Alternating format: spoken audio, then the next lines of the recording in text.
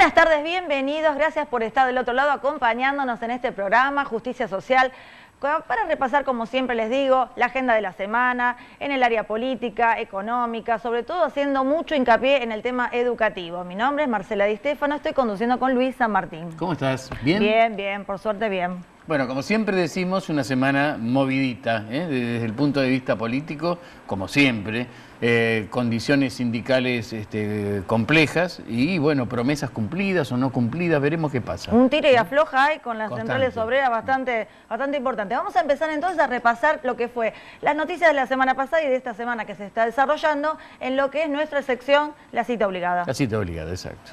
A violar la ley. Mi mano derecha, que José López. Que chupaba las medias y otras cosas. Esa es nuestra felicidad. Son todas las obras paradas.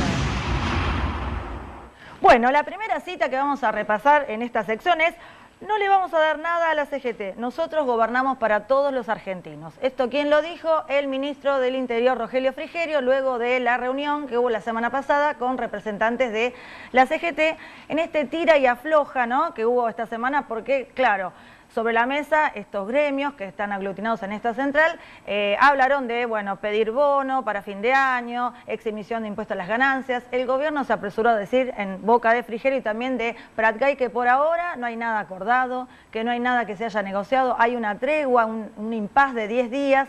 Y mientras tanto, bueno, aparte de estos reclamos, Luis, quedaron otros que son, por ejemplo, reapertura de paritarias, que es lo que afecta sobre todo a gremios estatales, por lo cual están en pie de guerra. Hablemos de la CTA, hablemos de los docentes.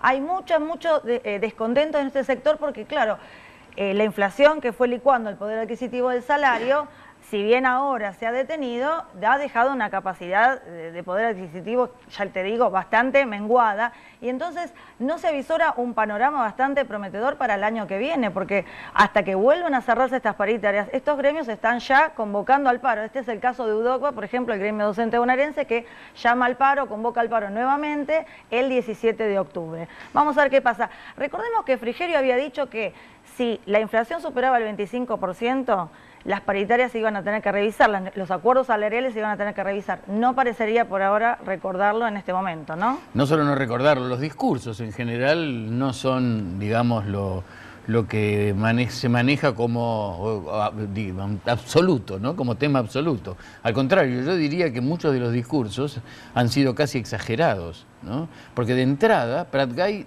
no dijo no vamos a darle nada a la CGT. Esto fue con el correr de los días, ¿no?, que fueron muy pocos inclusive. Las paritarias, olvídate, están cerradas con un cierre relámpago. No, este año no hay paritaria bajo ningún punto de vista. Así que a mí me parece que el tema se va volviendo cada vez más complejo, va a haber varios paros. Sí, claro. Y bueno, hay, por ejemplo, una decisión de Pablo Moyano de decir vamos adelante con el paro porque no cumplen. Sí. Y lo mismo ha dicho Yasky. La posición más radicalizada dentro de este triunvirato, bueno, no forma parte del triunvirato, pero sí, después de la reunión la más radicalizada fue de Pablo Moyano, tal cual.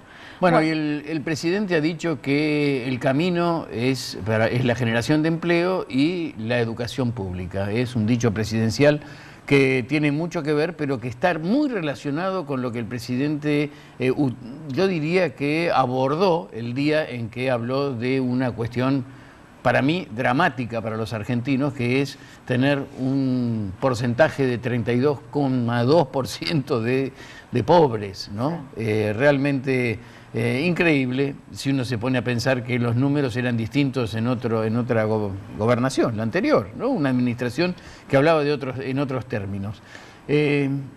Una frase política que para mí es, sin ningún lugar a duda, la más importante de ese mensaje, es que a partir de ahora, dijo Macri, todo es desde el 32% en adelante. Sí, es decir, a mí me pueden considerar desde el 32% en adelante.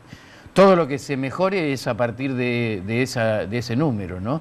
Estamos hablando de la pobreza debajo de los 12.200 pesos aproximadamente, 2.800 creo. Yo me pregunto, Luis, si el empleo te garantiza salir de la pobreza, porque la mitad de los asalariados bajo convenio están con un nivel de ingresos que está por debajo de la línea de pobreza. Sí, solamente te lo dejo como inquietud. Sí, pensemos no solamente en eso, sino que si tomamos muy sectorizada la cosa, tenemos el 50% de los chicos, y tal vez un poco más, que son pobres en la Argentina. Eso Los es niños, una ¿no? realidad realmente que duele y ojalá que no se Es salga de la dramático. agenda esta semana este tema. Bueno, otra frase, los sucesivos gobiernos son los responsables del fracaso escolar.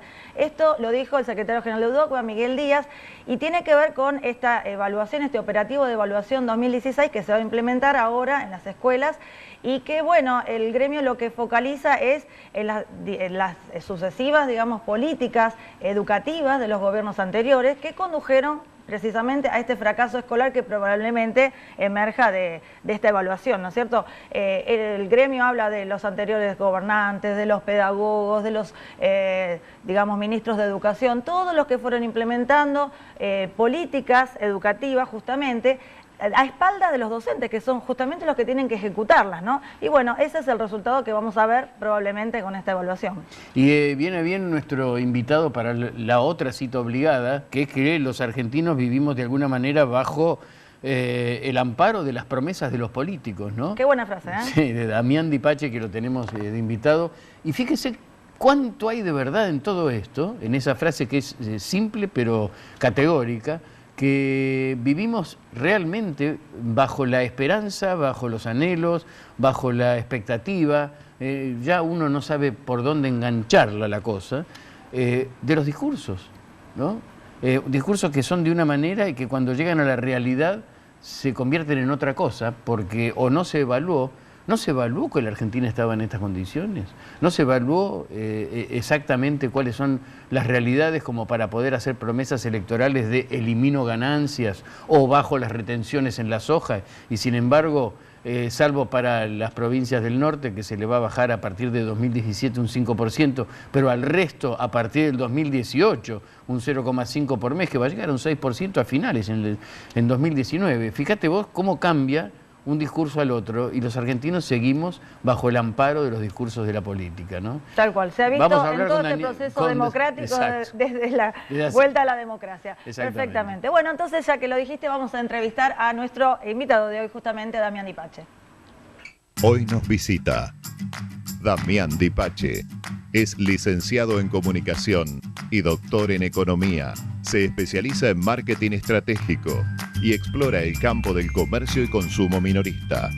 Se desempeña como consultor de empresas, investigador y columnista en diversos programas. Y acaba de publicar el libro Marketing Extraordinario. Bien, Damián Dipache, gracias por estar acá con nosotros. Te queríamos preguntar primero, debido a estas cifras que el gobierno dio a conocer del crecimiento de la pobreza, también se dio a conocer la baja en el consumo en el mes de agosto, 7,4, ¿verdad? Sí. ¿En qué productos se refleja y cómo se ajustó, digamos, la rutina de los argentinos, sobre todo del sector asalariado, en este año para paliar la crisis? Mirá, cuando analizás consumo masivo, que es alimentos, artículos de cuidado para el hogar, estética personal, bebidas, la realidad es que todos vienen a baja, salvo canasta básico, que creció 1,3%, y productos vinculados a la merienda o la desayuno, que están oficiando como sustituto de alimentos nutricionales más fuertes, ¿no? Ajá. Y dentro de esa caída del consumo masivo, lo que tenés es que en el mes de agosto y en el mes de septiembre, canasta básica sigue creciendo por encima del índice inflacionario.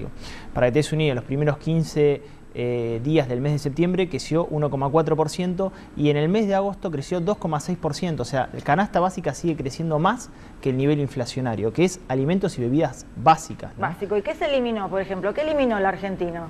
Mira, lo que... Salidas... ¿Qué? No, fundamentalmente generó lo que se llama sustitución de productos. Por ejemplo, comemos mucho menos carne vacuna, sustituimos por pollo en ese caso, o carne de cerdo, tomamos muchas más infusiones, yerba, mate, café, sopas. Claramente tenemos una sustitución muy fuerte porque el bolsillo claramente ajusta, ¿no? En ese sentido, si nosotros sacaríamos una radiografía del consumidor argentino los primeros 8 meses del año respecto de los 8 meses del año pasado, claramente te diría que el diagnóstico sería que la sustitución de la heladera del argentino fue total. ¿Y pase a segundas marcas también? Sí, el desplazamiento a segundas marcas se da sobre todo en canales que tienen que ver con el comercio de cercanía, que tienen esas segundas marcas, es decir, no las grandes superficies comerciales, hipermercados donde vos comprás por estoqueo, sino en carnicería, fiambrería, verdulería, almacén, supermercados chinos y formato express. Compramos mucho más por reposición que por estoqueo. Eso tiene que ver con que ante la pérdida del poder adquisitivo racionalizamos mucho más el gasto. ¿Se financia más también el consumo? ¿Hay más tarjeta, más? El consumo, para que te des una idea, en bienes durables, porque ahora 12 no financia bienes durables, creció un 30% interanual. Fíjate que estuvo casi al límite la suspensión del programa. Hubiese sido, creo que, un decreto ley del mercado para la supervivencia del comercio minorista tradicional, porque no hubiese podido soportar ya la caída de las ventas. En los primeros 8 meses del año llevan 6,8% de acuerdo a la CAME, ¿no? Es increíble, pero hay casi una batalla, diría yo, porque uno no puede usar la tarjeta sino más en el almacén de la esquina, vamos a llamarlo así. Sí. ¿No? Y entonces apela a lo que es la otra oferta, y la otra oferta son precisamente, valga la redundancia, las enormes ofertas que aparecen, que a veces son engañosas, que a veces no son tal como uno las puede imaginar, o sea, ofertas, y esto aparece en los grandes supermercados. Hay casi, y en muchos casos se da de a 2 productos por uno, o de a 2 productos con medio precio. Es realmente llamativo, ¿no? Bueno, con tarjetas. La inflación core, claramente que mide alimentos y productos básicos.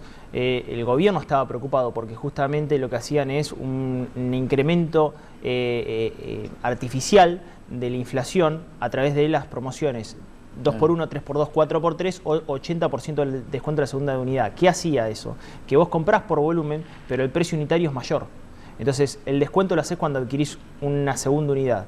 El gobierno estaba preocupado por eso, de hecho lo estuvo hablando con las grandes cadenas de supermercados. Y otra cuestión que hablás vos respecto del financiamiento del consumo, en cuanto a la continuidad del Plan Ahora 12, que continúa hasta el 31 de enero, pero en el medio tenemos una lucha terrorífica por el tema de ley de tarjetas, que claro, la media sanción en el Senado indica que pasaría del 3 al 1,5 en crédito y el 1,5 al 0 en débito a través de un proyecto de ley que presenta la CAME, pero el oficialismo presenta otro proyecto para dejarla en el 2% recién en el 2019 con baja de 0,25 puntos en los próximos 4 años. Claramente el sistema financiero se termina beneficiando y el consumidor y el comercio minorista tradicional los perjudicados. ¿Cómo se explica que en la Argentina, vos decías en una nota el otro día, los precios de los alimentos básicos, la carne, la leche, sea más caro que, por ejemplo, en países como Perú, Brasil, Uruguay? ¿Cómo es esto? Nosotros hicimos un estudio en el cual el mismo componente de canasta básica tenemos un 22% arriba en precios en términos nominales, si lo vendiéramos en dólares, y eso se explica porque tenemos una inflación de costos en dólares que en realidad tiene una multicausalidad. Generalmente se atribuimos solamente a un aspecto que es el costo salarial, pero la realidad que tenés presión tributaria muy grande, tenés malas logística, muy malas rutas y caminos, lo cual encarece el transporte. Vos ahí tenés una intermediación financiera alta, una intermediación comercial alta. No hay un solo factor, y obviamente una inflación elevada, ¿no? No hay solamente un factor. Generalmente decimos, bueno, no, los costos salariales en Argentina son altos. Siempre se le achaca al salario, al nivel del salario. Y ERAL hace un buen análisis que dice, si nosotros tuviésemos mejores rutas y caminos, por ejemplo, una tonelada de porotos, evitaríamos una devaluación del tipo de cambio de 9,8% y romper barreras arancelarias con otros países. O sea, si cada uno de estos aspectos los pudiésemos mejorar, no necesitaríamos permanentemente saltos devaluatorios. Seríamos mucho más productivos, mucho más competitivos y con un tipo de cambio que no genere el pass-through, que termina generando siempre el pase de la devaluación a los productos. Y bueno, en ese sentido es la famosa situación de los ferrocarriles, ¿no? Hemos cambiado rutas por ferrocarriles, pero bueno, es un tema que es excesivamente caro para que uno puede imaginar una solución en el mediano o en el corto plazo. El 80% del transporte de los alimentos del país se da en tierra a través de camiones. Entonces es un problema muy importante a desarrollar. En un territorio como el nuestro, además. Viste que a veces se dice, bueno, la realidad que Australia y Argentina tienen algunos esquemas productivos similares. Bueno, el transporte en Australia es a través de ferrocarriles y optimiza mucho el costo de distribución. Que el futuro de la comercialización global es cómo vos sos más eficiente en la distribución en canales. Es el futuro, la logística. Damián, vos estuviste analizando el tema del presupuesto 2017, en este momento se está justamente tratando en el Congreso, en diputados. En el ítem educación, exactamente en ese punto, ¿vos qué estás viendo? Estoy viendo que respecto de la promesa de campaña, de que era lo más importante, la realidad que cuando uno ve el presupuesto 2017 no sería tan importante porque estaría casi en el nivel de la inflación de la pauta del 17%. 10% de incremento ese presupuesto, y me parece que en ese sentido Argentina claramente necesita resolver ese tema. Mira, en Macri en campaña se alegó como desarrollista. Sí, Y el desarrollismo de Frondizi y Frigerio implicaba seleccionar ciertos sectores estratégicos de la economía en los cuales iba a impulsar el Estado a través de subsidios o a través de secciones fiscales impositivas. Macri dijo que era desarrollista, pero la variable más importante de un sistema desarrollista es su sistema educativo.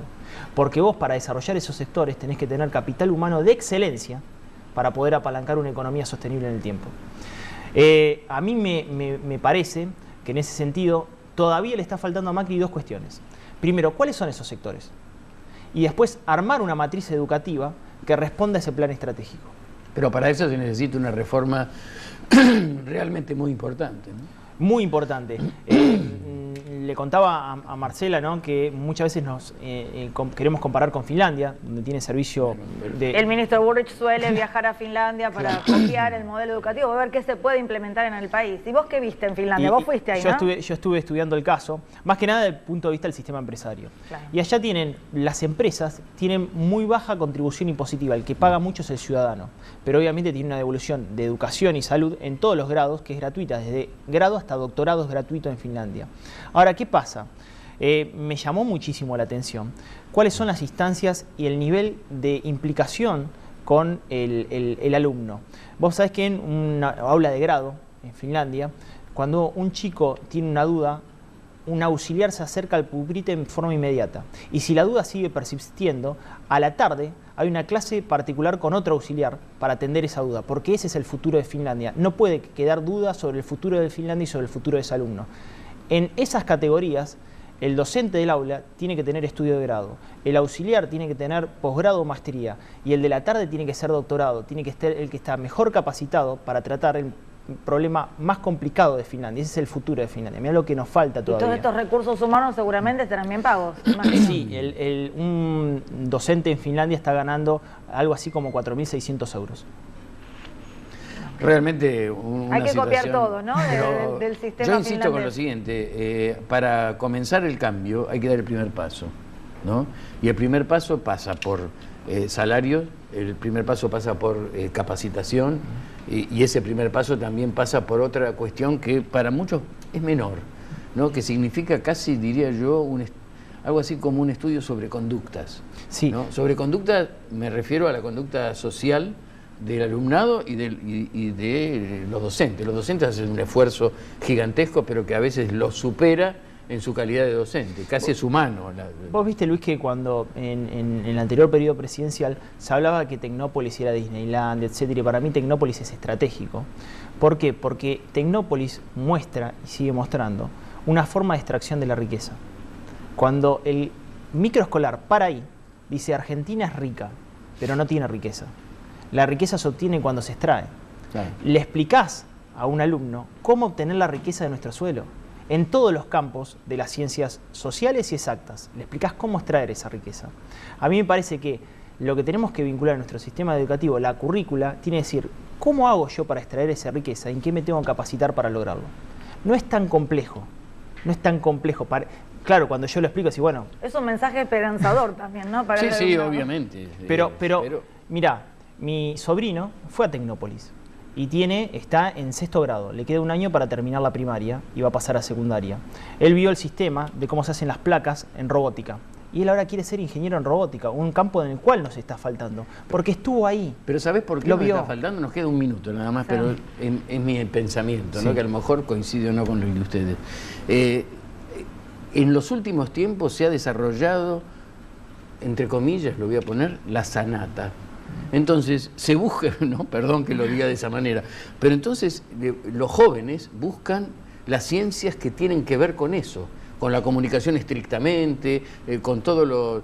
No buscan el desarrollo tangible, que es la educación técnica, exactamente. El viernes, y con esto cerramos, pero la realidad es que el viernes di una charla a unos emprendedores, 200 emprendedores, charla comercial e industrial, y le digo, miren, la probabilidad que ustedes sean Tinelli es ínfima.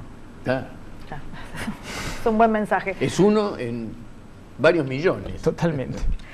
Damián, te vamos a despedir, sabemos que estás apurado, así que te vamos a agradecer que hayas estado acá con nosotros, gracias nuevamente. Y bueno, no se vayan de ahí porque en el segundo bloque vamos a tener un informe que habla de la inseguridad, que es un tema que está preocupando a todo el mundo, pero en este caso en las escuelas, porque se repiten los casos de vandalismo y vamos a ver un informe justamente sobre esto y sobre el estado de las escuelas después de estos episodios. Por favor, no se muevan de ahí.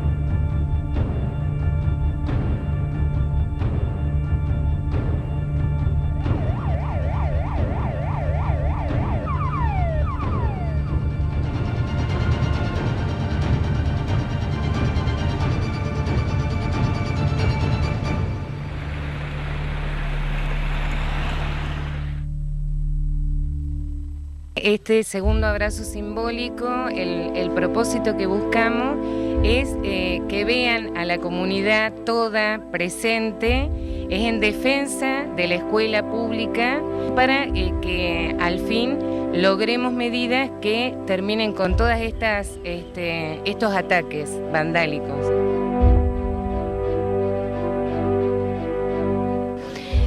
Rompieron muchos vidrios, muchas rejas, puertas, cerraduras, armarios de las docentes, material didáctico, material de laboratorio. Queda poco por robar en realidad, así que esa es nuestra gran preocupación. Ingresan con el propósito de destruir. Dejaron abiertas todas las llaves de gas, bueno, con el riesgo que implica que explote la escuela. Bueno, esta vez fuimos un poquito más perjudicados que en otras veces porque entraron a la dirección de la secundaria y bueno, dieron vuelta a todo, no se lleva mucho porque no hay nada de valor, orinaron en la dirección, pero bueno, triste porque es un sentido de impotencia muy grande. La escuela 63 y la escuela 33 fueron robadas. Un nuevo acto de vandalismo en la escuela. Realmente triste que se suspendan las clases. Más destrozan que lo que se llevan, porque hay cosas de la escuela nada más, libros. Son sacrificios de la maestra que ponen de su bolsillo, porque a veces no nos dan el consejo. Entonces tiene que salir todo de ella. Nadie responde nada.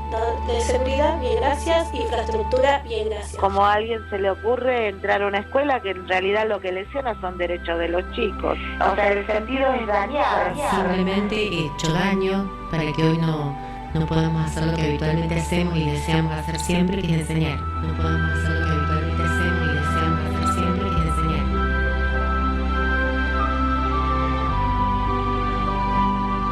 Bueno, lamentablemente este informe sobre vandalismo se lo debíamos a nuestra audiencia porque francamente es un tema que está aquejando a todo lo que es la comunidad educativa y no es de ahora, es de hace años. Y bueno, acá la postura un poco de este programa es que algo hay que hacer por el tema de inseguridad en general, pero también las escuelas merecen una oportunidad para ser protegidas. Yo creo que así como se protegen las viviendas de algunos funcionarios, algunos monumentos públicos, algunos edificios públicos, yo creo que la escuela debería ser considerada, no sé si estoy exagerando, un monumento. Realmente tiene que tener algún tipo de intervención, tanto la cartera educativa. El ministro Finocchiaro lo que dijo es que cuando suceden estas cosas se implementan medidas para poder volver normalmente a las clases lo más rápido posible. Se hace con aulas container.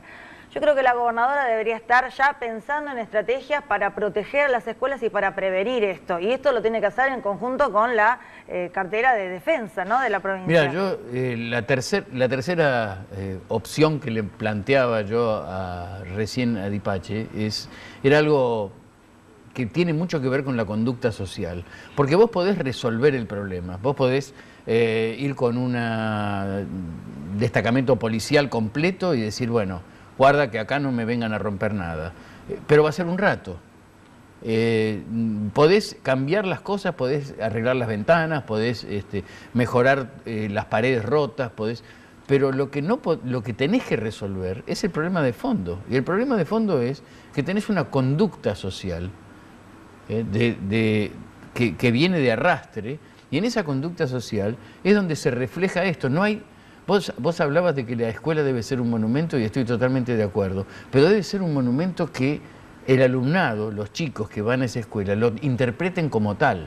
Sí. Si no lo interpretan los alumnos lo van a utilizar como un centro más de ataque, pero en un estado de violencia grande que existe en Argentina, ¿no? El lugar de donde se pelea para que estas conductas sociales se modifiquen es la escuela, justamente. Entonces hay que proteger las escuelas. Sin duda, hay que hacer algo urgente. Es un trabajo combinado Tal ¿no? cual. Sin duda. Bueno, esperemos que, no sé, que justamente, estoy hablando de la provincia de Buenos Aires porque está dirigida nuestro público por ahí a ellos, pero esto se está repitiendo en todos los distritos del país. Yo te digo que vos ves estas imágenes que son verdaderamente documentos para que las autoridades lo tengan bien en claro, de qué es lo que no se debe hacer. Yo sé que lo están viendo, yo sé que este mensaje se escucha.